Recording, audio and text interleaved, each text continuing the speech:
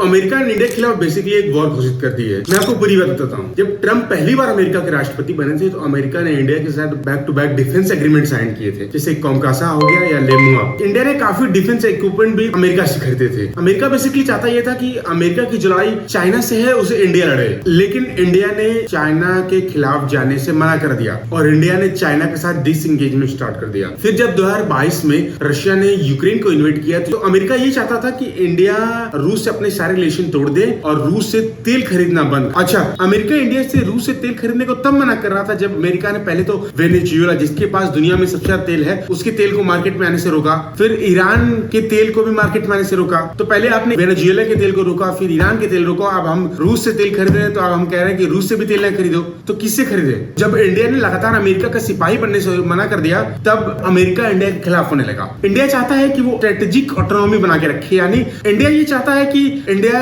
रूस से भी अच्छा रिलेशन बना के रखे और अमेरिका से भी, लेकिन अमेरिका को ये बात पसंद नहीं है। अमेरिका चाहता है कि इंडिया एक साइड चूज करे और अमेरिका की फेवर में आए, नहीं तो इंडिया को उसके इंजाम भुगतने होंगे, क्योंकि अमेरिका को इंडिया की ये स्ट्रेटेजिक ऑटोनॉमी पसंद नहीं है। अच्छा, रूस से तेल खरीदने पे सिर्फ इंडिया पे ही एडिशनल टैरिफ लगाया गया। चाइना, जो कि दुनिया में सबसे ज्यादा रूस का तेल खरीदता है, उसके ऊपर कोई एडिशनल टैरिफ नहीं लगाया गया। यूरोप, जो सबसे ज्यादा रूस से रशियन गैस खरीदता है, उस पे ऊपर कोई टैरिफ लगाया गया है। आप चाइना छोड़ दीजिए, आप यूरोप छोड़ दीजिए, अमेरिका खुद आज रशिया से यूरेनियम खरीद रहा है, लेकिन टैरिफ सिर्फ इंडिया पर लगा। क्यों?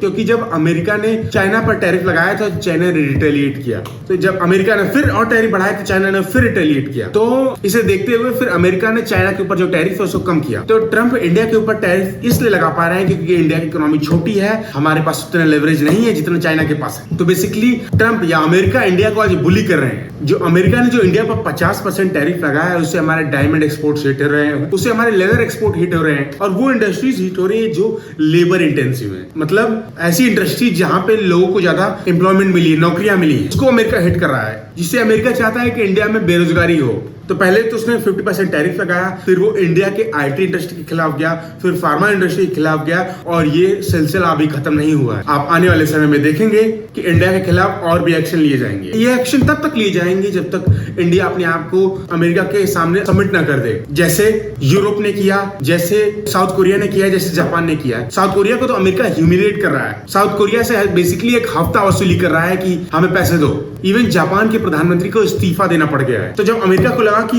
यूरोपियन यूनियन मान गया, साउथ कोरिया मान गया, जापान मान गया, तो इंडिया क्यों नहीं मान रहा है? तो अमेरिका आपके एक्सपोर्ट को निचोड़ रहा है, चाहे वो अडानी हो, चाहे अंबानी हो, चाहे टीसीएस हो, चाहे विप्रो, चाहे इन्फोसिस हो, चाहे टाटा मोटर्स हो। जो आपकी सबसे बड़ी बड़ी कंपनी है उसको हिट किया जा रहा है, जो आपकी फार्मा इंडस्ट्री है उसको हिट किया जा रहा है, आपकी आईटी इंडस्ट्री को हिट किया जा रहा है, ताकि ये कंपनी भारत सरकार से कहे कि जल्द से जल्द अमेरिका से एक ट्रेड डील करें। और जब आप अमेरिका की तरफ जाएंगे ट्रेड डील करने के लिए, अमेरिका वही आपके साथ करेगा जो उसने साउथ कोरिया के साथ किया, जो जापान के साथ किया। हालांकि ये पहली बार नहीं होगा जो अमेरिका इंडिया के साथ ऐसा कर रहा है। 1998 में जब हमने परमाणु परीक्षण किया था तो अमेरिका के राष्ट्रपति ने धमकी दिया था कि मैं अभी जर्मनी जा रहा हूं। अमेरिका के राष्ट्रपति ने इंडिया के एम्बेसडर से कहा था कि मैं जर्मनी जा रहा हूं, मुझे जर्मनी जाने में 6 घंटे लगेंगे, और अगर 6 घंटे में इंडिया अपना न्यूक्लियर प्रोग्राम बंद नहीं करता है और एनपीटी पर साइन नहीं करता है तो मैं इंडिया पर सैंक्शंस लगा दूंगा। तो इवेंचुअली ये जो पूरा टैरिफ का ड्रामा है वो सॉल्व होगा।